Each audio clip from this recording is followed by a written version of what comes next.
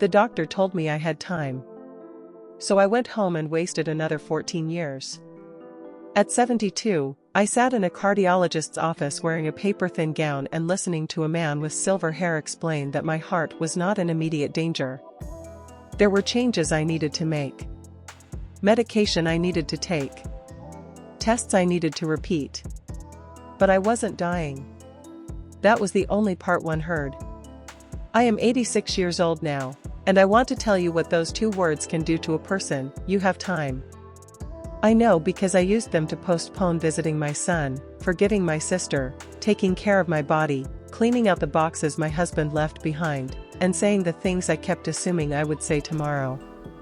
I did not waste 14 years doing nothing. That would almost be easier to forgive. I wasted them doing ordinary things. Laundry. Shopping. Watching television. Waiting for the right mood. Waiting for other people to call first. Waiting until I felt stronger. Waiting until life became less complicated. It never did. My name is Ruth, and if there is one number I wish I could change, it is not my age. It is the number of years I spent believing that time was something I owned simply because I had not run out of it yet. When I was 72, I still considered myself healthy. I had high blood pressure, of course. My knees hurt when the weather changed. I got tired more easily than I used to. But I had lived long enough to learn that the body complains constantly, and I had become skilled at ignoring it. Then one morning in April, I fainted in the supermarket. I had just reached for a carton of milk. The next thing I remember was a young employee kneeling beside me. "Ma'am? Can you hear me?" The fluorescent lights above me looked painfully white. Someone had placed a folded jacket beneath my head. I spent the next 2 days in the hospital. That was how I met Dr. Patel. He explained that I had a heart condition that needed to be monitored carefully. I remember every word he said before the final sentence. "You need to slow down." I smiled. "I've been retired for 10 years. He didn't smile back. "Retirement doesn't mean you're taking care of yourself." Then he looked at my chart. "Mrs. Walker, you have time. But what you do with that time matters." I heard only the first part. You have time. I went home and celebrated by doing exactly what I had always done. Nothing changed. My husband, George, had died 8 years earlier. He was 76. We had been married for 49 years. George had wanted to travel after retirement. Not somewhere exotic. He wanted simple things. A train through Canada. 3 days beside the ocean. A small cabin in the mountains. Every year, he would say, "Ruth, we should go while we can." And every year, I had an answer. Next summer. After Christmas. When your sister is feeling better. When we have more money. When I'm less busy. There was always something. Then George developed cancer. His diagnosis came in November. He died the following August. We never went to Canada. We never saw the ocean from that hotel he had bookmarked in a travel magazine. For years after his death, I kept the magazine in a drawer. I couldn't throw it away. But I couldn't look at it either. That was how I treated many things. Not gone. Not faced. Just hidden. I had 2 children. My daughter, Rebecca, lived 20 minutes away. My son, Daniel, lived almost 4 hours from me. Rebecca and I saw each other often. Daniel was different. He had moved away when he was 26 for a job. At first, he called every Sunday. Then every few weeks. Then sometimes months passed. I blamed him. Of course I did. He moved away, I would say. He has his own life. But I rarely called him either. The truth was more complicated. Daniel and I had argued when George was sick. Daniel thought I should hire more help. I said we couldn't afford it. He said, "Mom, Dad needs you, but you're destroying yourself." I answered, "Don't tell me how to care for my husband." That was 15 years ago. We never truly repaired that argument. We simply stopped discussing it. Silence is very useful when you want a relationship to survive without actually making it better. Every Christmas, I sent Daniel a card. Every birthday, he sent flowers. We looked like a family from a distance. Up close, we were two people waiting for the other one to cross a bridge neither of us had the courage to approach. At 73, I told myself I would visit him. At 74, I said the drive was too long. At 75, I promised I would go in the spring. Then the spring came. And went. My younger sister, June, lived alone. We had not spoken properly in 9 years. The argument had started over something so small that I am embarrassed to admit it. After our mother's funeral, we disagreed about a box of jewelry. Not valuable jewelry. A few rings. A broken gold bracelet. Our mother's old watch. June accused me of taking the bracelet. I accused her of being greedy. We shouted in the driveway while our mother had been dead for less than 48 hours. Then June said, "You've always thought you were better than me." I said, "Maybe if you had made better choices, you wouldn't always be asking for what belongs to everyone else." That was the sentence. There are sentences that stay in the air for years after they are spoken. That was one of mine. June walked away. For 9 years, I told myself she owed me an apology. Perhaps she did. But I had also said something cruel. And every year, the distance between us became easier to maintain. At 80, I found myself driving past her street. I slowed down. I could see the blue shutters of her house. I almost turned in. Instead, I kept driving. "I'll call next week," I told myself. That phrase followed me home. At 82, I became tired. Not ordinary tired. A deep exhaustion that seemed to live inside my bones. My doctor adjusted my medication. I ignored the exercise plan. I ignored the diet. I ignored the follow-up appointment. After all, I had time. I still walked to the mailbox. I still cooked. I still drove. The body was warning me. I treated every warning like an interruption. Then, one Tuesday morning in October, I collapsed again. This time, I woke up in the hospital with my daughter beside me. Rebecca was crying. That frightened me more than the machines. "What happened?" I asked. She wiped her face. "You had a heart attack." The room became silent. I looked toward the window. Outside, the trees had begun to lose their leaves. For some reason, I thought about George's travel magazine. Then I thought about Daniel. And June. And all the calls I had planned to make. My doctor came in later that afternoon. He was younger than Dr. Patel had been when I first met him. Or perhaps I was simply older. "You're fortunate," he said. There was that word again. Fortunate. I closed my eyes. "How much time do I have?" He pulled a chair closer. "I can't answer that." "Years?" "I don't know." "Months?" "I don't know." I felt my throat tighten. Then he said something I had waited 14 years to hear. "But I wouldn't build your life around the assumption that you have unlimited time." That sentence landed differently. Because suddenly, I understood what the first doctor had actually said. He hadn't promised me time. He had warned me what to do with it. I had simply heard what was convenient.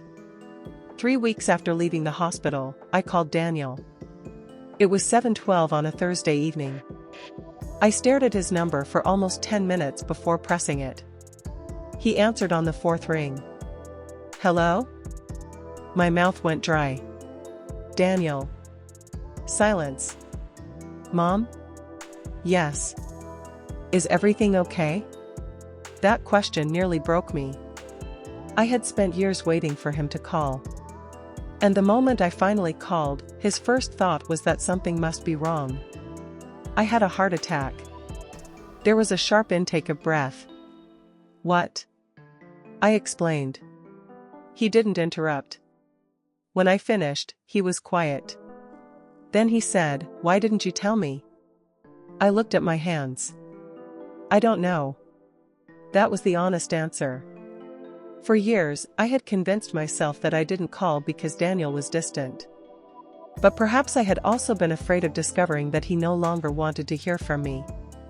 Fear had become easier than knowledge. Finally, I said, "I'm sorry." Daniel didn't answer. I continued.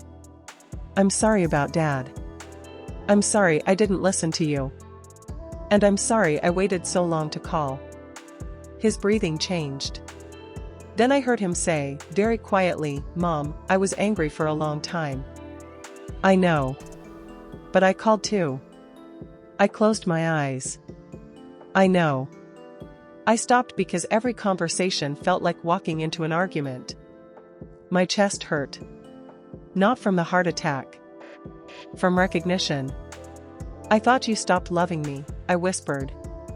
Daniel was silent for a moment. Then he said, "I thought you were happier without me."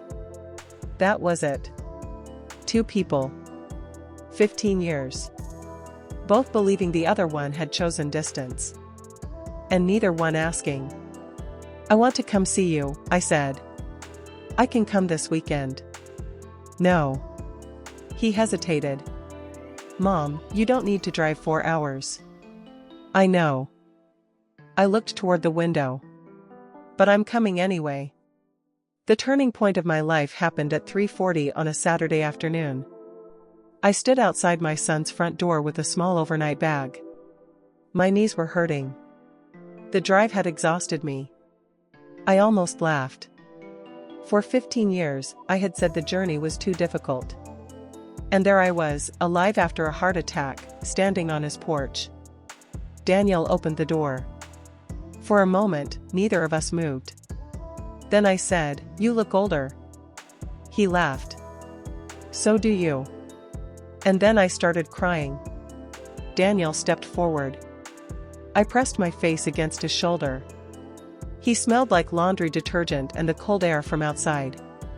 My son was 56 years old. And I had almost missed his entire middle age because I was waiting for the perfect moment to repair something. There isn't always a perfect moment. There is only a door. And sometimes, you have to knock while your hand is still able to reach it. That night, Daniel cooked dinner. The chicken was dry. I didn't say anything. Years earlier, I would have. Instead, I ate every bite. After dinner, we sat on his porch. At one point, he said, "Do you know what I remember most about Dad?" I shook my head. The way he used to whistle when he was fixing things. I began to laugh. He couldn't whistle. I know. We laughed until I cried again. Then we talked until after midnight. 15 years of silence did not disappear. But it finally had somewhere to go. The next person I called was June. She didn't answer. I tried again the following day. Nothing. Then I drove to her house. Her blue shutters were still there. But the garden had grown wild. I knocked. No answer. A neighbor saw me from across the street. "Are you looking for June?" "Yes." The woman looked at me strangely. "You don't know?" My stomach tightened. "Know what?" "June passed away last winter."